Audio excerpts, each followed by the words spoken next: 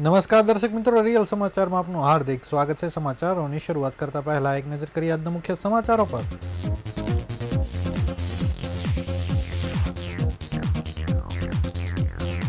સુરતમાં સિઝનનો 78% વરસાદ પડ્યો। ઉકાઈ ડેમની સપાટી મહિનામાં 16 ફૂટ વધી। વરસાદી માહોલ વચ્ચે શહેરના તમામ ઝોનના ખખડધજ રસ્તાઓથી લોકો પરેશાન।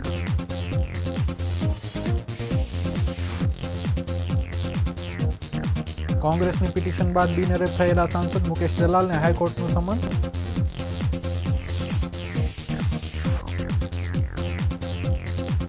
ખટોદરા પોલીસે ઘરેથી અફીણનું વેચાણ કરતા શખ્સે 2.5 કિલો અફીણ સાથે પકડી પાડ્યું।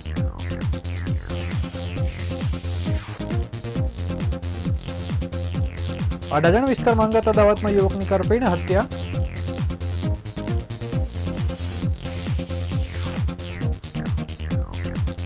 મુંબઈ અને અમદાવાદમાં યુવકોને હની ટ્રેપમાં ફસાવનાર ટોળકીની પોલીસે કરી ધરપકડ।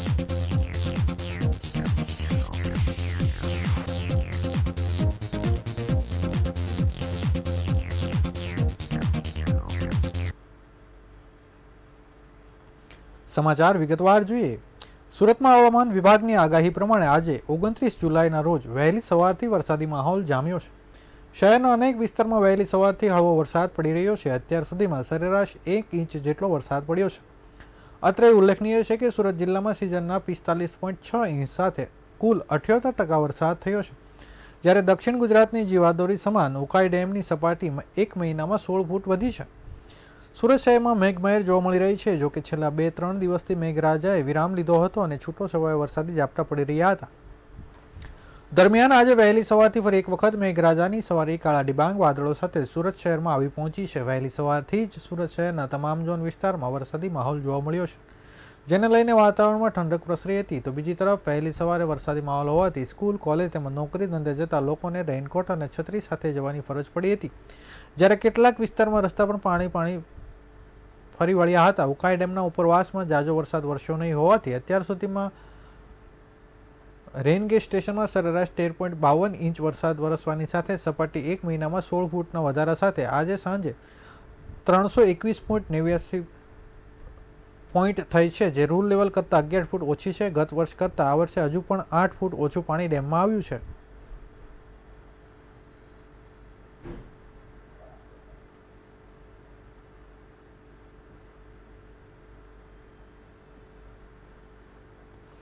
સુરત શહેરમાં અલગ અલગ તમામ ઝોનની અંદર રસ્તાઓની સ્થિતિ ખખડધજ જોવા મળી રહી છે।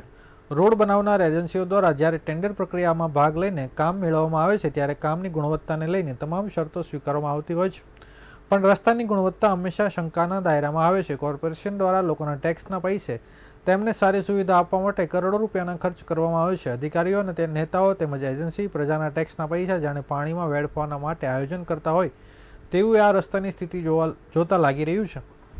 સુરતના ઉધના દરવાજા, ભાઠેના, કતારગામ, પૂણા, અડાજણ, રાંદેર, વરાછા સહિતના રસ્તાઓને સ્થાનિકો લોકો પરેશાન થઈ રહ્યા છે। ખાસ કરીને રસ્તાઓ તૂટેલી સ્થિતિમાં હોવાથી વાહન ચાલકો અકસ્માતનો ભય સેવાઈ રહ્યો છે। રસ્તા ઉપર પાણી ફરે તે સમયે નદીના દ્રશ્યો સર્જાય છે। તેવી જ રીતે વાહનો જ્યારે રસ્તા ઉપરથી પસાર થતા હોય ત્યારે વાહનમાં બેઠેલા વ્યક્તિ હોડીમાં સવાર હોય તેવી અનુભૂતિ થઈ રહી છે। ઉલ્લેખનીય છે કે દર ચોમાસામાં પાણી ભરાયા બાદ રસ્તાઓને લઈ મુશ્કેલી ઊભી થાય છે। ભૂતકાળમાં પણ આ જ પ્રકારના રસ્તાઓ તૂટી ગયા હતા, ત્યારે અધિકારીઓ દ્વારા મોટી વાતો કરવામાં આવી હતી। કમિશનર દ્વારા રોડ બનાવનાર એજન્સીને બ્લેકલિસ્ટ કરવા સુધીની પણ વાત કરવામાં આવી હતી, પરંતુ રસ્તાની ગુણવત્તાને લઈને જે ટેન્ડર પ્રક્રિયા થતી હોય તે મુજબ કામગીરી થતી નથી। આખરે લોકોના ટેક્સના પૈસા બનેલા રસ્તા ઉપર પસાર થવામાં લોકોને જ મુશ્કેલી પડી રહી છે।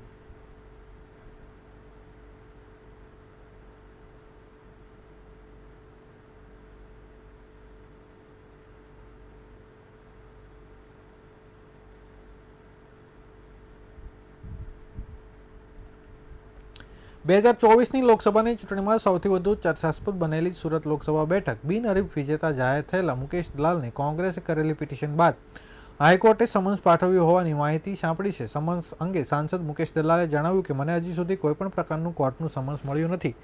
જ્યારે મને સમન્સ મળશે ત્યારે કોર્ટમાં સન્માન સાથે હું આ બાબતે જવાબ આપીશ। જ્યારે અરજીકર્તા કહે છે કે તમને અને અમને મળ્યું હોય તો મુકેશ દલાલે કેમ ન મળે। લોકસભાની ચૂંટણીમાં ફોર્મ ભરવાની અંતિમ તારીખ પૂર્ણ થઈ ગયા બાદ કોંગ્રેસના ઉમેદવાર નિલેશ કુંભાણીએ ટેકેદારો દ્વારા જે સિગ્નેચર કરવામાં આવી હતી તે ખોટી હોવાનું પુરવાર કરવામાં આવ્યું હતું. ચૂંટણી અધિકારી દ્વારા આ બાબતે વાંધો ઊભો કરાતા કોંગ્રેસના ઉમેદવારનું ફોર્મ રદ થયું હતું. કોંગ્રેસના લીગલ સેલ દ્વારા આ સમગ્ર પ્રક્રિયાને લઈ કાયદાકીય લડત શરૂ કરવામાં આવી છે.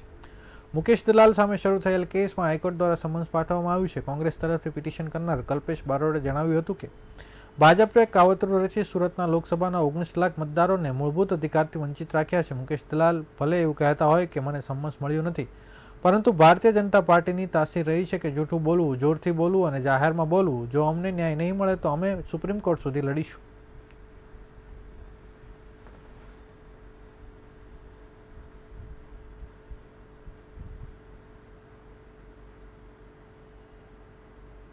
લોકસભાના ઇલેક્શન બાદ જે ઘટના બની હતી, જ્યાં દેશભરની શરમજનક ઘટના હતી, અને એ મુદ્દે અમે હાઈકોર્ટમાં પિટિશન દાખલ કરેલી હતી. અને જે પિટિશન સંદર્ભે ગઈકાલે ગુજરાત હાઈકોર્ટ દ્વારા સુરત શહેરના બિનહરીફ સાંસદ મુકેશ દલાલને નોટિસ પાઠવીને 9 તારીખે કોર્ટમાં હાજર માટે સમન્સ પાઠવ્યું છે. મુકેશ દલાલનું કેવું છે કે એમને નોટિસ હજુ સુધી મળી નથી. ભાજપના લોહીમાં જ છે કે જોરથી બોલવું, જાહેરમાં બોલવું, જૂઠું બોલવું. નોટિસની કોપી અમારા સુધી આવી છે, શહેરના મીડિયાના મિત્રો પાસે આવી હોય તો મુકેશ દલાલ પાસે કેમ નહીં? છતાં પણ જો મુકેશભાઈ એમ કહેતા હોય કે મને કોપી નથી મળી, તો મુકેશભાઈને ઘરે જઈને કોપી આપવા માટે મારી તૈયારી છે. કોંગ્રેસની વાત નથી, આ વાત છે સુરત શહેરના 19 લાખ કરતાંથી વધુ મતદારોની. અમે કોંગ્રેસના કાર્યકર્તા જે જગજાહેર છે અને છાતી ઠોકીને કહીએ, પરંતુ અમે જે હાઈકોર્ટમાં ગયા છે, ભારતીય જનતા પાર્ટીને એવી કોઈ સત્તા આપી કે શહેરના મતદારોનો અધિકાર છીનવે. અને જે ઘટના બની છે આખા દેશની જનતાએ જોયું છે. અમે જે હાઈકોર્ટમાં પિટિશન દાખલ કરી છે એમાં મુખ્ય ચૂંટણી અધિકારી, ચૂંટણી પંચ, કોંગ્રેસ પક્ષના ઉમેદવાર નિલેશ કુંભાણી અને મુકેશ દલાલ સામે પિટિશન દાખલ કરી છે. પરંતુ ગઈકાલે હાઈકોર્ટે માત્ર મુકેશ દલાલને નોટિસ પાઠવીને 9 ઓગસ્ટે હાઈકોર્ટમાં હાજર માટે ફરમાન કર્યું છે. લોકસભાના ઇલેક્શન બાદ જે ઘટના બની હતી. સુરતના ખટોદરા વિસ્તારમાં આવેલ શ્રી રામ માર્બલની નજીકમાં શિવાની કોમ્પ્લેક્સમાં અફીણનું વેચાણ થતું હોવાની માહિતી મળતા પોલીસે રેડ કરી હતી. જેના આધારે પોલીસે 22,40,000ની મત્તાનું અફીણ ઝડપી પાડ્યું છે. No drugs in Surat city અભિયાન અંતર્ગત નશામુક્ત પદાર્થોની પકડી પાડવા માટે સુરત શહેરમાં પોલીસ રહીને કામગીરી કરી રહી છે. ત્યારે ખટોદરા વિસ્તારની પોલીસને બાતમી મળી હતી કે શ્રી રામ માર્બલની સામે શિવાની કોમ્પ્લેક્સમાં રહેતા હનુમાન રામ છોટુરામ ચૌધરી પોતાના ઘરેથી માદક પદાર્થનું વેચાણ કરી રહ્યા છે. જેના આધારે પોલીસે ત્યાં રેડ કરી હતી. દરમિયાન પોલીસને ત્યાંથી 2 કિલો 400 ગ્રામ જેટલું અફીણ મળી આવ્યું હતું. સાથે પોલીસે હનુમાન રામની ધરપકડ પણ કરી હતી. પોલીસે આરોપી પાસેથી કુલ ₹12,40,000ના અફીણનો જથ્થો કબજે કર્યો હતો. આ ઉપરાંત તેની પાસેથી અલગ અલગ વસ્તુઓ પણ કબજે કરી હતી. પોલીસે આરોપીની વધુ પૂછપરછ કરવાની સાથે આગળની તપાસ કામગીરી શરૂ કરી છે.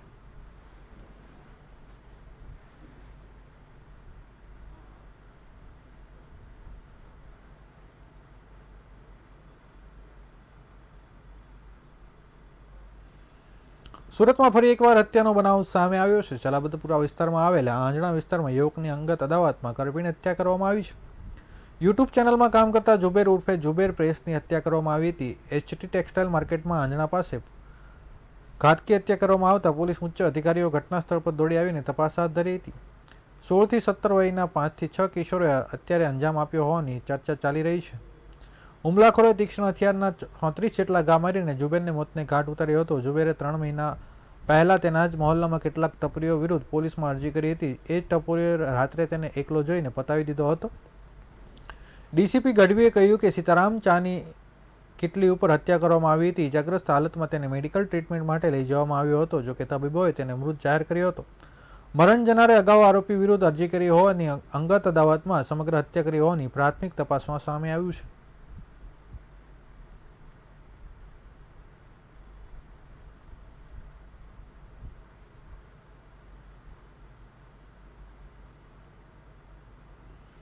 કામરેજ પોલીસે હની ટ્રેપ કરતી એક ગેંગ ઝડપી પાડી છે. આ ગેંગની એક મહિલા ફેસબુક પર શિકાર શોધી તેને ફ્રેન્ડ રિક્વેસ્ટ મોકલતી, ત્યારબાદ તેની સાથે મેસેજ પર વાતચીત કરી, વોટ્સએપ નંબર મેળવી લઈ વોટ્સએપ પર તેની સાથે પ્રેમભરી વાતો કરી તેને જાળમાં ફસાવતી હતી અને ત્યારબાદ એનકેન પ્રકારે તેની નાદારી બતાવી જાળમાં ફસાઈ ગયેલ વ્યક્તિને પોતાની નિયત કરેલ જગ્યાએ બોલાવી નક્કી કરેલ પ્લાન મુજબ મહિલાના સાગરીતો આવી જઈ જાળમાં ફસાયેલ વ્યક્તિને મારતા મહિલા સાથે નગ્ન અવસ્થામાં ફોટા પાડી બદનામ કરવાની ધમકી આપતા તેમજ પોલીસ સ્ટેશનમાં ખોટો બળાત્કારમાં ફસાઈ દેવાની ધમકી આપતા અને વ્યક્તિ પાસે રોકડા, સોના, ચાંદીના દાગીના, ATM કાર્ડ વડે પૈસા ઉપાડી લેવા સાથે ઘટનાને અંજામ આપતા હતા.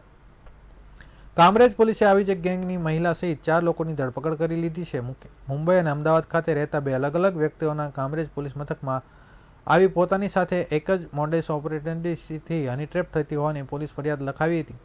પોલીસ ફરિયાદ બાદ લખાવનાર વ્યક્તિ પાસે હની ટ્રેપ દરમિયાનની વાતચીત થઈ હતી. એ 2 અલગ અલગ નંબર મેળવ્યા હતા. જોકે 2 પૈકીનો એક નંબર બંધ હતો, જ્યારે બીજો નંબર ચાલુ મળી આવતા લોકેશનના આધારે કામરેજ તાલુકાના અંસાડ ગામ જવાના માર્ગ પર આવેલ એક સોસાયટીમાંથી એક પરિણીત મહિલા સહિત હિતેશ મનસુખ જેઠવા, રાકેશ પટેલ, હર્ષિત ભુવાને ઝડપી લીધા હતા. પોલીસ તપાસમાં ચારેય આરોપી બંને વ્યક્તિ સાથે હની ટ્રેપ કરી હોવાની કબૂલાત કરી હતી. 4 પૈકીના એક વ્યક્તિ કચ્છના ગાંધીધામ ખાતે અપહરણ કેસમાં અગાઉ પણ પોલીસના હાથે ઝડપાઈ ચૂક્યો છે. પોલીસે આરોપી પાસેથી હની ટ્રેપ, લૂંટ કરેલ 2 સોનાની ચેઇન, 27,000 રોકડા તેમજ 4 મોબાઈલ કબજે કર્યા છે. આ ગેંગમાં અગાઉ કોઈ વ્યક્તિને હની ટ્રેપનો શિકાર બનાવ્યો છે કે કેમ તેની વધુ તપાસ કરવામાં આવી રહી છે.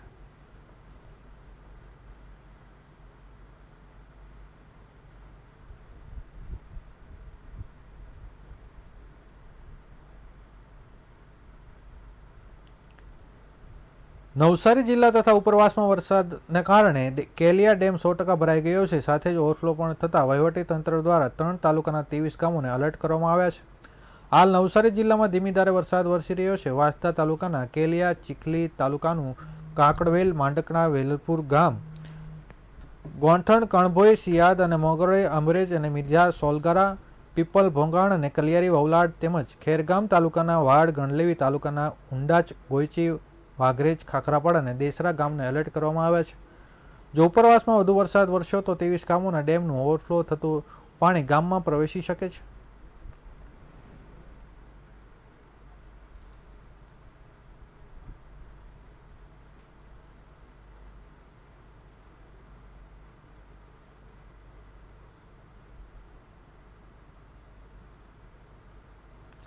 નવસારી શહેર જાણે ભૂવાનું શહેર બન્યું હોય તેમ ચોમાસામાં ભૂવો પડવાનો સિલસિલો આ વર્ષે પણ યથાવત રહેવા પામ્યો છે. નવસારી શહેરમાં ભૂવા મામલે હેટ્રિક નોંધાવી છે. પ્રથમ રેલવે સ્ટેશન વિસ્તારમાં, બીજો ભૂવો નવસારી સુરત સ્ટેટ હાઈવે અને ત્રીજો ભૂવો આજે માણેકલાલ રોડ ઉપર પડતા લોકો રસ્તા ઉપરથી પસાર થતા ભય અનુભવી રહ્યા છે. દર વર્ષે નવસારી શહેરમાં ચોમાસાની સિઝનમાં ભૂવો પડવું એ આમ તો સામાન્ય વાત બની ગઈ છે. પાલિકા આ મામલે બેદરકારી દાખવી કામગીરી કરતી હોય તેવો આ ઉત્તમ નમૂનો છે. રોડ રસ્તા બનાવવામાં પાલિકા કોન્ટ્રાક્ટરો પાસે સખત હાથે કામ લેતી નથી, જેના કારણે કોન્ટ્રાક્ટરો લેભાગુ અને હલકી ગુણવત્તાની કામગીરી કરતા હોય છે, જેને પરિણામે સ્વરૂપ શહેરમાં ચોમાસાની સિઝનમાં ઠેર ઠેર ભૂવા પડતા હોય છે. નવસારી શહેરમાં ભૂવા મામલે હેટ્રિક નોંધાયા છે, જેમાં આજે ફરીવાર માણેકલાલ રોડ ઉપર ભૂવો પડતા તે રસ્તા રાહદારીઓ માટે બંધ કરવાની નોબત આવી છે.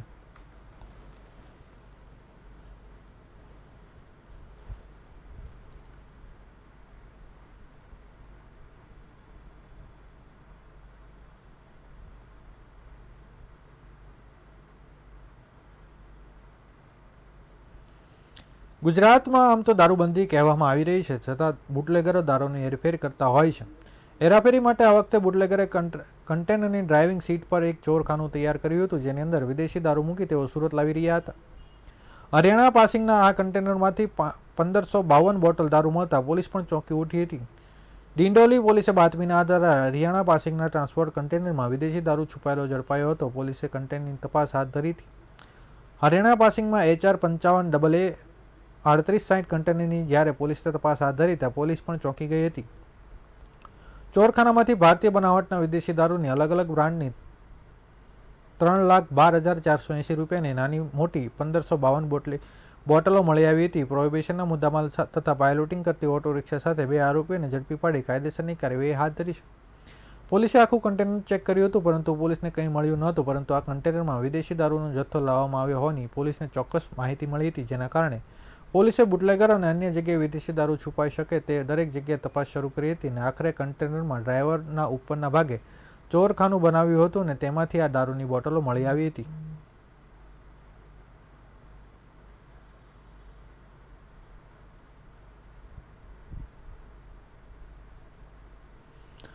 સૌરાષ્ટ્રના સાવજ અને છોટે સરદારથી ઓળખાતા ગૌલોકવાસી ખેડૂત નેતા વિઠ્ઠલભાઈ હંસરાજભાઈ ગોંડલિયાની 5મી વાર્ષિક પુણ્યતિથિ નિમિત્તે સુરતમાં એક અનોખો સેવાકીય સમારોહ યોજાયો હતો, જેમાં 5મી પુણ્યતિથિ અંતર્ગત 5 કાર્યક્રમમાં વિઠ્ઠલભાઈની 61 વર્ષની વયને જોડીને વિધવા બહેનો અને વૃદ્ધોને વિવિધ સહાય તથા કાર્યક્રમમાં રક્તદાન કેમ્પ, રોપા વિતરણ થયું હતું. આ સમયે વિઠ્ઠલભાઈના પુત્ર અને ધારાસભ્ય જયેશભાઈ રાદડિયા હાજર રહ્યા હતા. સુરતના મોટા વરાછાના ઉત્તરાયણ ખાતે આવેલ જગદીશ્વર ફાર્મમાં આયોજિત આ સમારોહમાં 5 કાર્યક્રમમાં 61 ગંગા સ્વરૂપ બહેનોની દીકરીઓને સ્કૂલ ફી સ્કોલરશીપ અર્પણ કરાઈ હતી. 61 ગંગા સ્વરૂપ બહેનોના અનાજ કીટ વિતરણ કરવામાં આવી. 61 વૃદ્ધોને ફ્રી ચશ્મા વિતરણ કરાયા હતા. 61 લોકો દ્વારા રક્તદાન કરવામાં આવ્યું હતું. 6100 રોપાનું ફ્રી વિતરણ સાથે 61 યુવાનો દ્વારા સતત ભાવાંજલિ ધૂન પણ કરવામાં આવી હતી. સમગ્ર કાર્યક્રમમાં આયોજક પ્રવીણ ભાલાળાએ જણાવ્યું હતું કે વિઠ્ઠલભાઈના જન્મ 8 નવેમ્બર 1958ના રોજ થયો હતો, જ્યારે 29 જુલાઈ 2019ના રોજ 61 વર્ષની ઉંમરે અવસાન થયું હતું. એમની 5મી પુણ્યતિથિ નિમિત્તે સુરતમાં યોજાયેલ સમારોહમાં એક સાથે 5 કાર્યક્રમનું આયોજન કરાયું હતું. એમની 61 વર્ષની ઉંમર હોવાથી 5 કાર્યક્રમમાં 61નો આંક રાખવામાં આવ્યો હતો.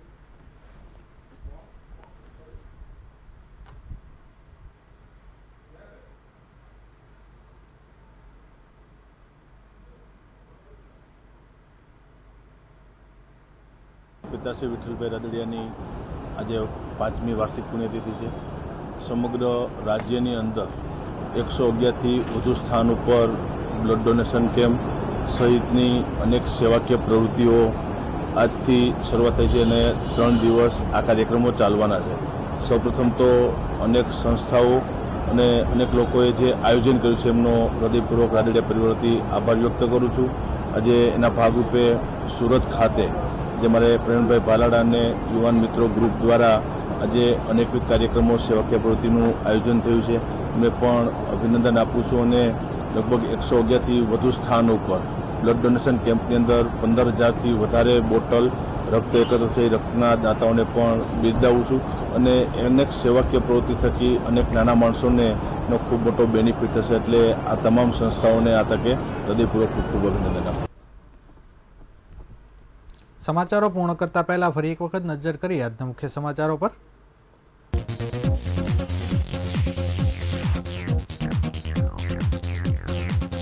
સુરતમાં સિઝનના 78 વરસાદ પડ્યો. ઉકાઈ ડેમની સપાટી મહિનામાં 16 ફૂટ વધી.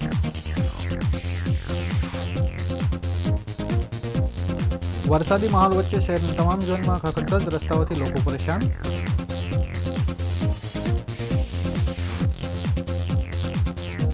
કોંગ્રેસની પિટિશન બાદ બિનહરીફ થયેલા સાંસદ મુકેશ દલાલને હાઈકોર્ટનું સમન્સ.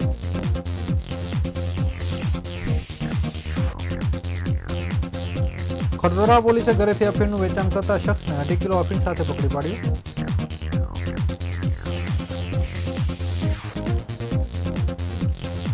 આંજણા વિસ્તારમાં અંગત અદાવતમાં યુવકની કરપીને હત્યા.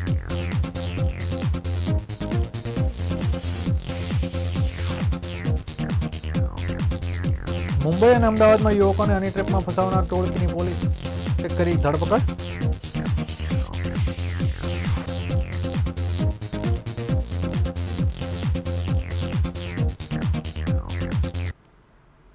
આ હતા અત્યાર સુધીના રિયલ સમાચાર. નવા સમાચારો સાથે ફરીથી મળીશું. ત્યાં સુધી રજા આપશો. નમસ્કાર.